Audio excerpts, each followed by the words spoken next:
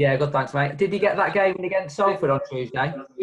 Oh, is that what you asked? Oh, right, Yeah, okay. yeah. Yeah, we did do.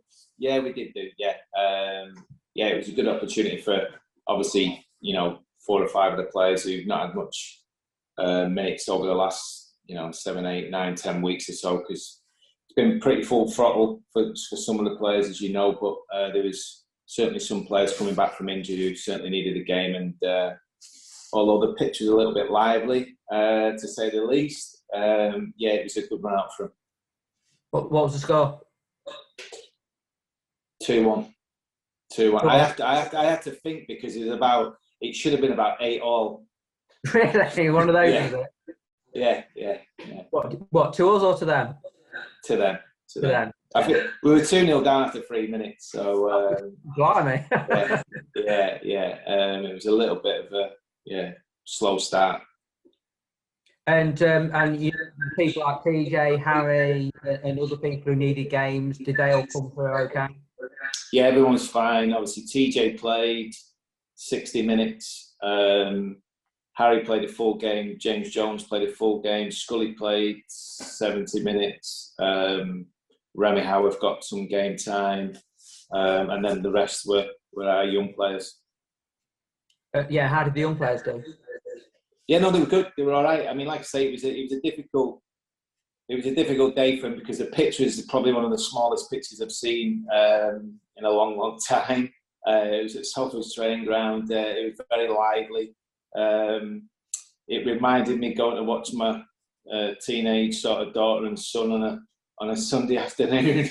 If I'm being honest, a little bit. The quality was a little bit better in terms of what was there, but in terms of the facilities and everything, it was a little bit challenging. In terms of injuries, how are Adam Jackson, Lewis Monson? Obviously, they were down going into the Sunderland game. Right, okay, so Lewis is fine.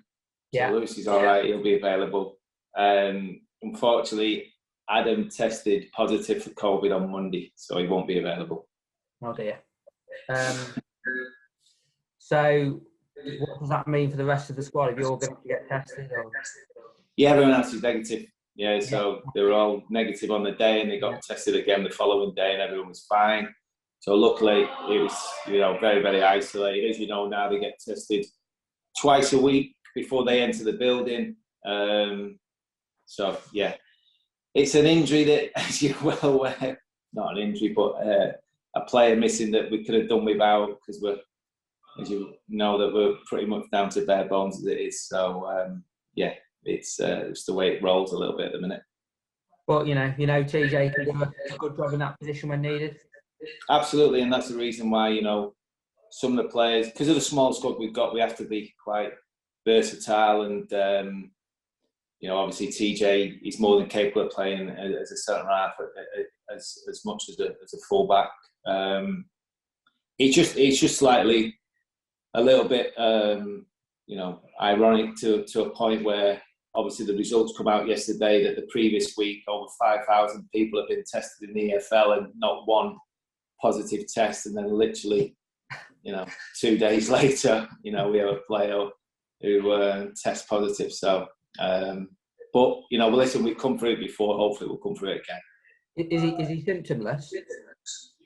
He had mild symptoms. Not spoke to him since Tuesday anyway. So, but I know the medical staff speak to him every day, and they haven't got any real major concerns with him. So I think in terms of symptoms, they're very mild.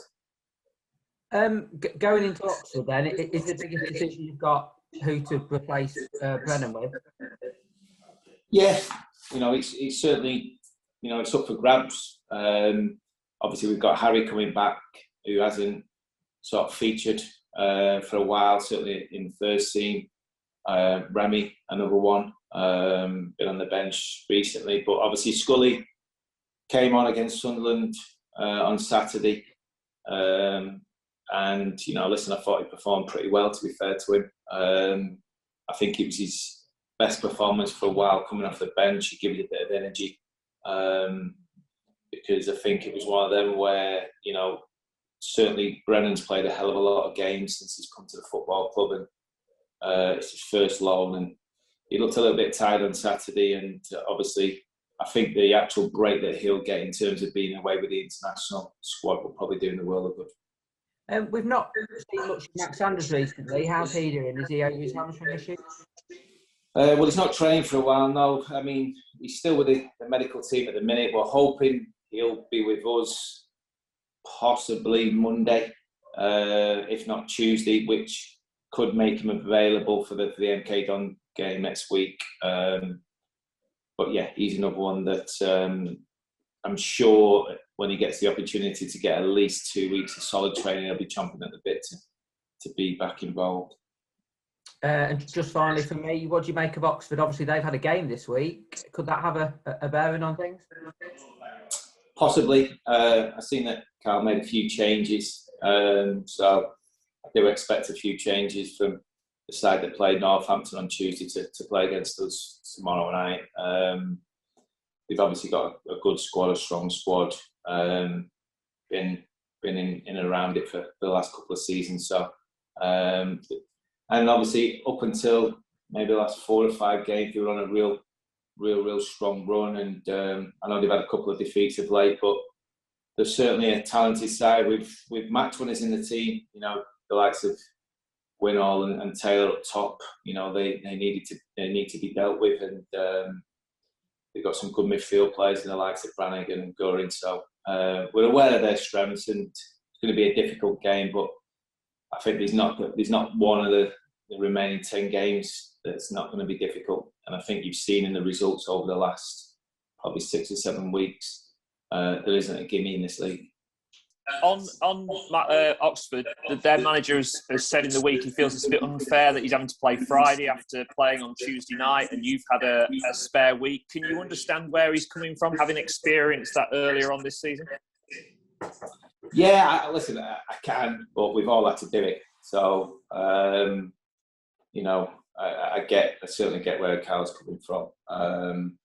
But the reality is, at some point, you know, all the teams have had to do it. It just is what it is, and I think we've done it on more than one occasion this year. So I think it's just accepted at the start. This is what it is. This is what it looks like.